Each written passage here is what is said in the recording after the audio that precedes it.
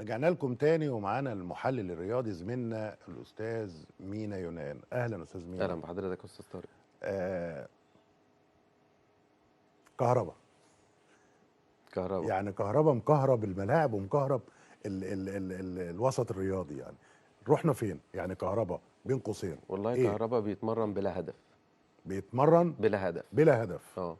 بقاله سنه وكام شهر دلوقتي بيتمرن بلا هدف، من غير اي مشاركه، من غير اي حاجه. والنادي الاهلي كل شويه يقول له المره الجايه التأييد الجاي هنأيدك، التأييد الجاي هنأيدك. ما هو مش هيأيده بمزاجه، ما هو في لوائح وفي فيفا يعني. ماشي، ما هو الغرامه مش راضي، الاهلي مش هيدفع له الغرامه ومش مقتنع ان هو يدفع له الغرامه. هو كهربا قدامه حل من الاثنين، لا يدفع الغرامه لا يعتزل. يدفع هو الغرامه. انا ما اتمناش طبعا ان هو يعتزل. كهربا لعيب كويس ولما كان في الزمالك كان مبدع ايام جروس، كان عامل شغل حلو. انا ما اعرفش هو حب ينهيها كده ليه. اشمعنى لما كان في الزمالك يعني؟ طب ما لما كان في الاهلي ما برضه كان لا، الولد هو ماشي كان كويس. لامع لما كان في الزمالك. هو كان طالع في الزمالك وكان شكله حلو في الزمالك. فانا ما اعرفش هو النادي الاهلي حب طبعا يرد القصه بتاعت عبد الله السعيد مع نادي الزمالك اللي عملها المستشار مرتضى منصور، فهو حب يردها له في كهربا. لا، فهمنا اكتر يعني ايه حب يردها له. دي هو ده طموحات لاعبين. لما يعني عبد الله السعيد لما مشي وراح بيراميدز ما حدش قال له ولا حد راجعه ولا عبد قال الله له السعيد اللي قبل بيراميدز كان متعاقد مع نادي الزمالك كويس. والمستشار مرتضى قال صفقه القرن وصفقه القرن. طبعا لما مضاه الزمالك، لما مضاه المستشار مرتضى منصور، الاهلي حب يرد له القصه بتاعت عبد الله السعيد في كهربا، لف الدايره دي كلها عشان يرجع برضه للنادي الاهلي. لا بشوف انا، خلينا نقول يعني عبد الله السعيد مشي من الاهلي، دي وجهه نظرك، لكن مشي من الاهلي راح الزمالك راح بيراميدز، في الاخر الاهلي مع اهلي. الفرق ان كان عبد عمره الله ما هيتاثر بخروج لا، لعيب وفي او حاجه باضافه هنا، لعيب. الزمالك ما تعداش على الاهلي لان كان العقد بتاع عبد الله السعيد اصلا كان انتهى. انما هنا في الواقعه مختلفه تماما. يعني واقعه النادي الاهلي، واقع الكهرباء مع النادي الاهلي مختلفه تماما، لانه كان عقده ساري، وده كلام اتحاد الكوره هو اللي قال الكلام ده. الاهلي مش بيقف على لعيب ولا عمره بيستجدي، يعني رمضان صبحي اللي هو ابن النادي يعني فاهم، اللي حماه مين يعني فاهم، عملاق النادي كابتن اكرامي. تمام. ما راجعوهوش يعني، مشي في 48 ساعه ما حدش قال له ولا تعالى، برضه ولا الزمالك رجع عبد الله السعيد ولا هيفرق معاه اي ولا نجم من الزمالك النجوم. هيقف على لعيبه، ما لعيبه كتير اعتزلت ولاعيبه كتير هتيجي برضه، ما فيش يعني وجه المقارنه ان ده ضرب ده فده حب يضرب ده، انا مش شايف ان ده هي موجود. ولكن خليني ارجع لكهربا تاني. يعني كهربا من وجهه نظرك ما قداموش غير حلين خلاص: لا يدفع الغرامه، لا اما يعتزل. وطبعا الغرامه تضاعف الغرامه، يعني طبعا فوائد. الدولار طبعا عمال يغلى، ده الدولار غلي والفوائد كمان بتاعه دي عدت الغرامه 60 مليون بقى لها بتاع حوالي شهر الغرامه بتاع الكهرباء. ده ما تعرفش تحسبها يفكوه دلوقتي. ب4 لعيبه. ما نعرفش نحسبها دلوقتي. وطبعا المستشار مرتضى منصور محبب على قلبه ان هو يفضل ممتد الغرامه بتاعته. هو تمد العقوبه تاني؟ المفروض ان هي في خلال اليومين الجايين دول هيبتوا فيها تاني. يعني يعتزل تسقط عنه الغرامه، ولا حتى لو اعتزل هيلحقوا اللاعب؟ حتى لو اعتزل هتفضل الغرامه وفي حجز على الممتلكات، ونفس القصه بتاعت عبد الله السعيد اللي هم مقدمينها دلوقتي.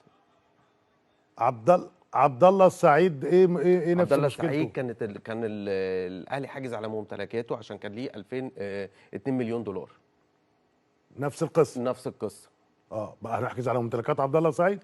بس الوضع برضو مختلف، لان كهربا هيحجزوا على ممتلكاته، لان ده طبعا كل الفيفا نفسها قالت الكلام دوت هو عامه النادي الاهلي لما حب يقدم العون لكهربا، لان الغرامه جايه على اللاعب، يعني الفيفا جايبه الغرامه على اللاعب مش على النادي. بس خلينا متفقين ان الاهلي هو اللي عمل القصه دي كلها. ليه الاهلي جاي له لاعب يتعاقد معاه، جاي له حر يتعاقد معاه؟ احنا كلنا مصريين وفاهمين القصه ماشيه لا مش انا جاي لي لاعب بتعاقد معاه. طب ما عبد الله السعيد ما خرج وراحوا اتعاقدوا معاه.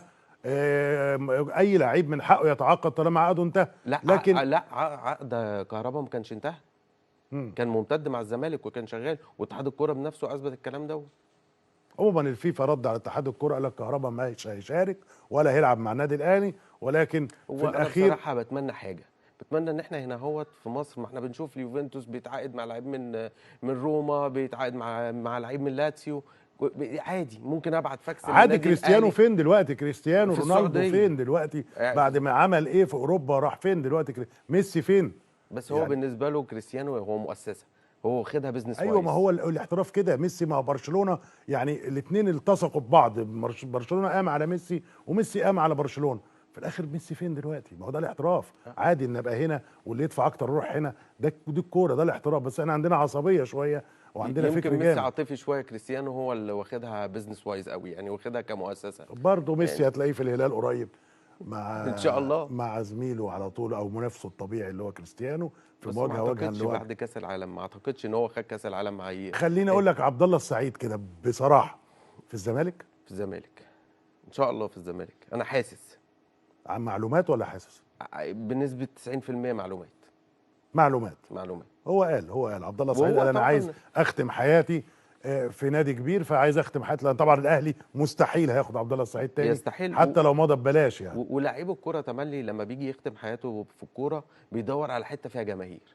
فيها ايه؟ فيها جماهير. جماهير. لانه لو هيشتغل في الاعلام هيبقى محتاج جماهير، هيشتغل مدرب هيبقى محتاج جماهير. بس الزمالك يعني مش دار مسنين يبقى فيها لعيب عنده ليه وعبد الله السعيد كام بيلعب؟ سنه وشيكابالا كام سنه ليه وعبد الله السعيد وهنفتحها. من افضل اللعيبه. ممكن ما يديش ساعه ولا يدي ساعه ونص، بس ممكن يديك 30 دقيقه كويسين. خلاص يديك نص يبقى ساعه. نخلي الماتش بعد كده ربع ساعه، عشان في ربع لشيكابالا وفي ربع كمان لا لعبد الله شيكابالا ده امر السعيد. طبيعي، شيكابالا امر فيبقى طبيعي. نخلي الماتش كده. وجهه لا نظر شيكابالا اختلف ده جدا بيته. معاك فيها يعني. ليه يا فندم؟ انا ادفع فلوس واحط فلوس في اللعيبه اللي طالعه، مش هدفع في اللي لوسر ماتيوس كان كابتن المانيا، ولما خلص حياته وجي يجدد العقد بتاعه جدد ب 400,000 يورو واعتقد في ان نادي عبد الله درجه تانية. ماشي. احمد فتحي نجم نجوم مصر ونجم النادي الاهلي ومنتخب مصر، ودلوقتي في الدرجه الثانيه.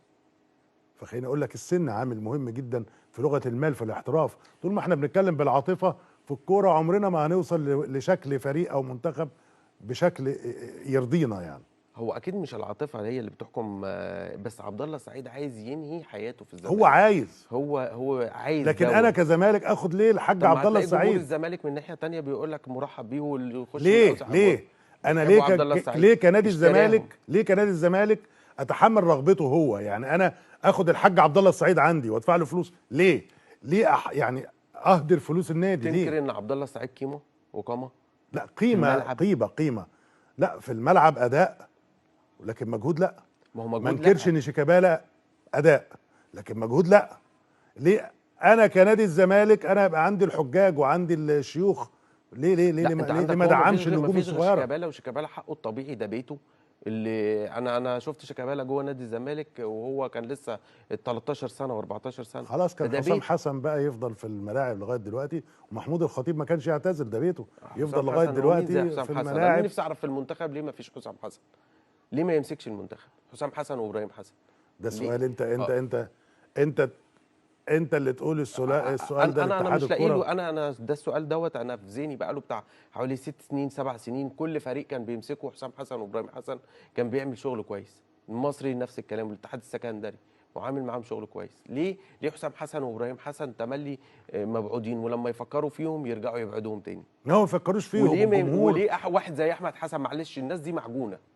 الناس دي معجونه.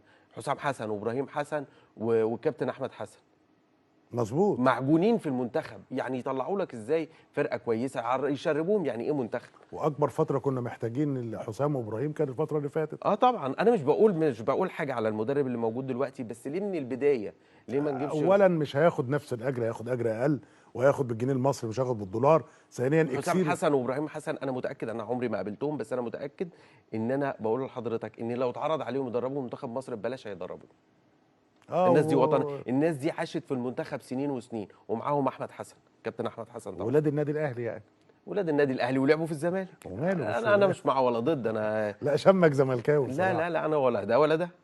شمك زملكاوي، بس حقك. خلينا نقول نادي الزمالك نادي كبير، نادي محترم. لابد من نادي الزمالك يقف على رجله. انا حزين جدا على الاسماعيلي، لان المنتخب المصري اهلي زمالك اسماعيلي، يعني خلينا نكون مع احترامنا لباقي الانديه طبعا اللي بقى موجود تواجد. ممكن نادي يبقاش ليه عنصر واحد في المنتخب، اتعودنا على ده، لكن قطبي الكره المصريه هو الاهلي والزمالك، والاسماعيلي هو المدرسه او المفرخه.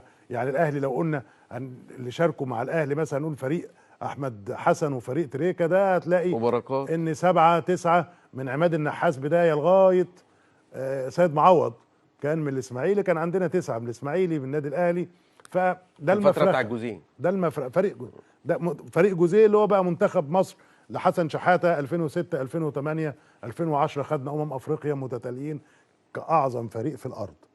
يعني المنتخب المصري محقق ريكورد، ما فيش فريق في قاري في اي قاره في العالم احنا واخدينها 7 مرات وواخدينها 3 مرات 3 متتاليه. متتاليه ما حصلش لاي طبعا منتخب في العالم، ولا منتخب البرازيل نفسه في القاره بتاعته. احنا بسبب المنتخب المصري بتاعنا، او بسبب ان المنتخب مش قادر يروح كاس العالم، خلونا كلنا كمصريين بقينا بنشجع منتخب المغرب.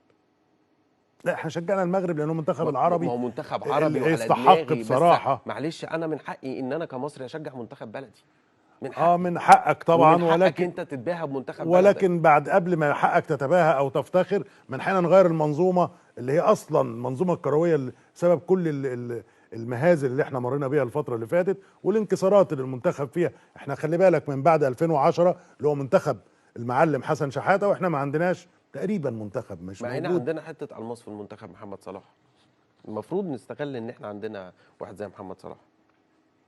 نشكرك زميلنا المحلل والناقد الرياضي شكرا لحضرتك الاستاذ مينا يونان. شكرا.